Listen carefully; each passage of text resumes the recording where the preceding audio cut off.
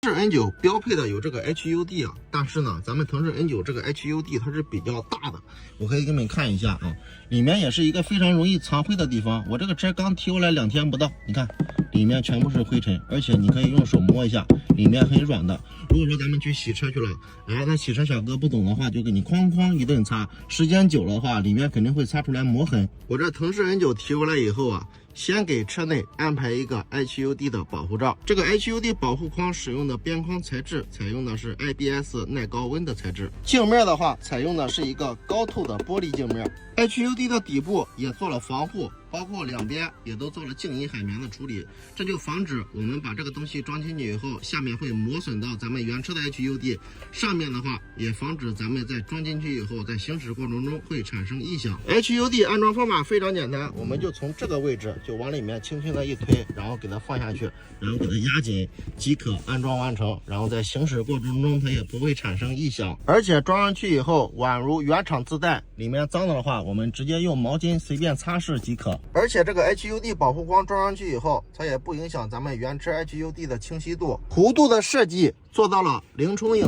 零反光。你们把 N9 提过来以后，切记 HUD 的保护罩一定要趁早给它安排上。给我同款的，我给大家分享到视频左下角的链接里面喽。